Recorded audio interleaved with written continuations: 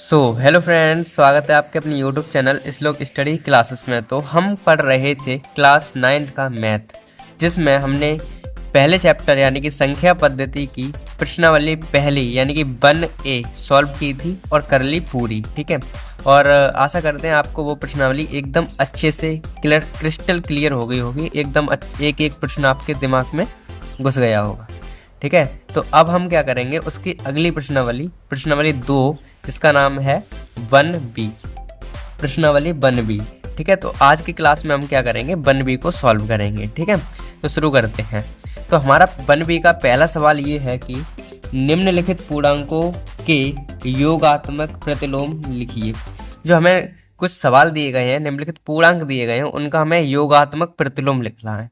अब योगात्मक प्रतिलोम हमने पिछली क्लास में आपको बताया ही था क्या होता है, फिर भी एक बार रिवीजन करा देते हैं। योगात्मक प्रतिलोम वो प्रतिलोम ऐसा प्रतिलोम होता है जिसमें हम क्या करेंगे, अपने जो चिन्ह है वो चेंज कर देते हैं। बस अगर प्लस का चिन्ह है तो माइनस का कर देंगे, और माइनस का चिन्ह है तो प्लस का कर देंगे। उससे इतना होता है योगात्मक प्रतिलोम में। और गुणात्मक प्रतिलोम में क्या होता है, गुणात्मक प्रतिलोम में जो होता है वो बट्टे में चला जाता है, किसके, एक के। जैसे कि 7 का गुणात्मक प्रतिलोम पूछे तो क्या हो जाएगा, 1/7 गुणात्मक प्रतिलोम हो जाएगा। ठीक है, हमें तो पर योगात्मक प्रतिलोम चाहिए, तो वो कैसे करते हैं वो देखिए। अब हमसे पूछा गया है क्या, पहला सवाल है कि -7 का योगात्मक प्रतिलोम लिखिए, यानी कि योगात्मक प्रतिलोम लिखना है। तो आपको फेयर कॉपी में एज इट इज जैसे हमने लिखा है वैसे ही लिखना है। ठीक है, तो पहला सवाल है -7 का योगात्मक प्रतिलोम। तो -7 का योगात्मक प्रतिलोम कितना होगा, -7 का योगात्मक प्रतिलोम क्या होगा, हमारा चिन्ह चेंज हो जाएगा, ये प्लस के साथ हो जाएंगे। तो हमारा योगात्मक प्रतिलोम कितना आ जाएगा, प्लस के साथ। ये हमारा आंसर आ गया। ठीक है, इसका 0 का योगात्मक प्रतिलोम क्या होता है, 0 का भाई योगात्मक प्रतिलोम 0 ही होता है, इसमें कोई दिक्कत वाली बात नहीं है। ठीक है, अब 1 का योगात्मक प्रतिलोम क्या होता है, 1 का योगात्मक प्रतिलोम क्या हो जाएगा बताइए, 1 का ये प्लस का है तो इधर माइनस का 1 आ जाएगा, तो योगात्मक प्रतिलोम माइनस का 1 हो जाएगा। माइनस के a प्लस बी का योगात्मक प्रतिलोम क्या हो जाएगा, ये माइनस चिन्ह है, ये प्लस के हो जाएंगे दोनों, तो a प्लस बी हमारा आंसर आ जाएगा। ठीक है, तो बहुत ही सिंपल सवाल है हमारी इस प्रश्नावली में। ठीक है, तो हमारा पहला सवाल पूरी तरह से हल हो गया। ठीक है, और आपको समझ में भी आया होगा। योगात्मक प्रतिलोम क्या होता है भाई, हमारे चिन्ह चेंज हो जाते हैं। अगर प्लस का चिन्ह है तो माइनस का हो जाएगा, माइनस का चिन्ह है तो प्लस का हो जाएगा। ठीक है भाई, यहाँ तक समझ में आ गया होगा। अब हम बढ़ते हैं अपने अगले प्रश्न पर। तो अगला प्रश्न हमारा कुछ इस प्रकार से है। ठीक है, अगला प्रश्न हमारा क्या है, एक मिनट रुकना जरा। हाँ, तो अब अगला प्रश्न सॉल्व करते हैं। अगला प्रश्न हमारे पास है कि भाई वितरण नियम से 15 × 32 का मान ज्ञात कीजिए। हमें कौन सा नियम लगाना है, वितरण का नियम। अब वितरण का नियम क्या होता है वो देखना है हमें। वितरण का नियम हम क्या कहते हैं, वितरण का नियम पहले सॉल्व करते हैं, उसके बाद समझते हैं। यहाँ पे अपन लिखेंगे हल, और हल में हमें दे रखे हैं वितरण के नियम में 15 और गुणा 32। हमसे कहा गया है इसको सॉल्व करना है, लेकिन गुणा नहीं करना है डायरेक्ट, हमें वितरण के नियम से गुणा करना है। ठीक है, ये क्या है, वितरण के नियम यह कहता है कि अगर हम 15 है, इधर लिख लेते हैं इसे, और गुणा 32 को हम लिख सकते हैं भाई 30 + 2। 32 को लिख सकते हैं 30 + 2। अब हमने ऐसा क्यों किया है, हमने ऐसा इसलिए लिखा क्योंकि हमें इसको सॉल्व करना है वितरण के नियम से। ठीक है, इस वजह से हमने लिखा है। तो अब इसे सॉल्व करते हैं। देखो 15 का जो गुणा है, 15 का गुणा है, पहले हम करेंगे 30 में। 15 का गुणा किस में करेंगे, 30 में। इस तरीके से लिखेंगे 15 × 30। 15 का गुणा करेंगे 30 में, प्लस का निशान लगाएंगे बीच में, फिर 15 का गुणा करेंगे 2 में। 15 का गुणा करेंगे 2 में। इस तरीके के नियम को हम कहते हैं वितरण नियम। यानी कि 15 को हमने बांट दिया 30 के साथ भी और 2 के साथ भी, 15 को हमने बांट दिया। इस तरीके से हमें करना था। 15 ये 45 होते हैं, और एक 0 बचा, ये 0 आ गया, प्लस 15 दूनी 30 होते हैं। इस तरीके से हमने इसे सॉल्व करेंगे, ना आ जाएगा भाई 0 0 0, और 3 5 8, और 4 ऐसे के ऐसे। तो इस तरीके से वितरण के नियम से हमने इसे सॉल्व कर लिया, और हमारा गुणनफल आया कितना, 480। ठीक है, इस तरीके से सॉल्व करना था हमें। ठीक है, तो वितरण नियम आपको समझ में आया होगा। वितरण नियम हमसे कह रहा है कि 15 × 32 को वितरण नियम से सॉल्व कर दो। एक चीज को हम 2 भागों में बांट लेंगे इस तरीके से। 15 हमने ऐसे की थी वितरण नियम से 30 को हमने 32 को इस तरीके से तोड़े, 32 प्लस 2, सॉरी 30 प्लस 2, तो इसको 32 ही तो मतलब है, इनको तोड़ दिया। फिर 15 को हमने एक बार इनके साथ गुणा किया इधर, फिर 15 को इस साथ गुणा किया, और जो बीच में प्लस था वो अलग आ गया, ठीक है, इस तरीके से। फिर 15 का 30 में गुणा करा 450 आ जाएंगे, और 15 का 2 में गुणा करेंगे 30 आ जाएंगे, और इनका जोड़ देंगे तो इतना आ जाएगा, ठीक है। आपके लिए होमवर्क में एक सवाल दे देते हैं हम, ठीक है, इसको सॉल्व करके कमेंट में कमेंट कर देना इसका। जैसे कि हमने लिखा यहाँ पे, मान के चलते हैं 5 को 22 से गुणा करना है, लेकिन वितरण नियम से, ठीक है। कौन से नियम से? इस नियम से, इसके तरीके से सॉल्व करना है, ठीक है। यह समझ में आ गया होगा आपको। अब हम बढ़ते हैं अपने अगले प्रश्न पर। तो अगला प्रश्न क्या है वो देखते हैं, ठीक है। तो अगला प्रश्न हमारे पास है कि भाई धन पूर्णांक में एक उदाहरण सहित दर्शाइए, मतलब धन पूर्णांकों में एक उदाहरण सहित दर्शाना है कि योग संक्रिया जो है, योग संक्रिया पर योग का वितरण नियम असत्य होता है। मतलब ये कह रहे हैं ये सवाल कि जो अभी हमने गुणा में सवाल किया था, मतलब जिस अभी अभी हमने जो गुणा में सवाल किया, आपको एक बार दिखा देते हैं। ये वाला सवाल जो हमने किया था अभी, ये वितरण नियम से सॉल्व किया था, लेकिन इस सवाल में हमसे ये पूछा गया है, इस तीसरे सवाल में ये पूछा गया है कि इस तरीके से अगर हम इसी तरीके से अगर हम जोड़ का सवाल करते हैं तो उसका आंसर गलत आता है। ये बताना है इनको कि लिखा है असत्य है, असत्य का मतलब गलत है, ये जोड़ वाले काम पर नहीं करेगा। यानी कि अगर हम जोड़ करना चाहें तो इस नियम से जोड़ नहीं करेंगे, केवल गुणा कर पाएंगे, ये कहना है। अब ये कैसे सत्य होता है वो देखते हैं, ठीक है। अब अगर हम इसको वितरण नियम से सॉल्व करें तो वितरण नियम का सॉल्व करने का तरीका ये है कि हम इसको पहले इसके संग जोड़ेंगे, वितरण नियम से कर रहे हैं पहले, ठीक है। 1 प्लस 2, ठीक है। एक बार हमने इनको इनके संग जोड़ दिया, प्लस ये वाला बाहर आ गया, फिर इनको इनके संग जोड़ दिया, 1 प्लस 3। ये कौन से नियम से? ये वितरण नियम से है, वितरण नियम से। अब वितरण नियम से हमने इसे सॉल्व करना चाहा तो देखिए कितना आंसर आ रहा है। 1 और 2 हमारे पास 3 हो जाएंगे, प्लस 1 और 3 हमारे पास 4 हो जाएंगे, और इन दोनों को जोड़ देंगे, कितने हो जाएंगे? ये हो जाएंगे 7, ठीक है। 4 और 3 हमारे हो जाएंगे 7। इस तरीके से अगर हम सॉल्व कर रहे हैं तो कितने आ रहे हैं? 7 आ रहे हैं। अब हम अपन बोर्ड मास के रूल से सॉल्व कर रहे हैं, ठीक है। अगर हम बोर्ड मास के नियम से सॉल्व करें तो कितना आएगा वो देखते हैं। जैसे कि इस सवाल को हम बोर्ड मास से करेंगे तो बोर्ड मास का कहना यह है, पहले हम कोष्टक सॉल्व करते हैं, ठीक है। ये तो हम बचपन से पढ़ते आ रहे हैं ना, 4 में पढ़ा, 5 में पढ़ा। तो पहले हम बोर्ड मास से सॉल्व करें तो क्या आ जाएगा? 1 प्लस, कोष्टक को सॉल्व करेंगे, 3 और 2 5, अब इनको जोड़ देंगे तो 6। तो देखिए इसका आंसर कुछ अलग आ रहा है, इसका आंसर कुछ अलग आ रहा है, इस नियम पर ये काम नहीं कर रहा है, ठीक है। जबकि अगर हम गुणा वाले केस में करें तो हम कैसे भी गुणा कर लें, लेकिन आंसर हमारा उतना ही रहेगा, ठीक है। आप एक बार चेक कर सकते हैं, अगर आप वितरण नियम करने के बाद हमारा आंसर आया 480, अब अगर डायरेक्ट करेंगे तब भी 480 आएगा आंसर, ठीक है। आप करके देख लेना। अगर जोड़ वाले में कर रहे हैं अगर ये काम तो गलत आ रहा है, तो हम कह सकते हैं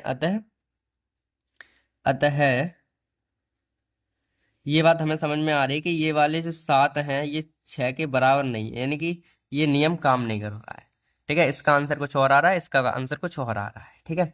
तो हम लिख सकते हैं अतः। अब इसी में से लिखेंगे योग संक्रिया पर योग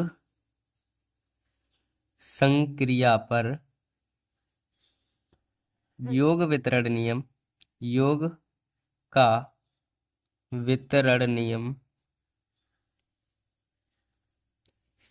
असत्य है, असत्य है। समझ में आया आपको?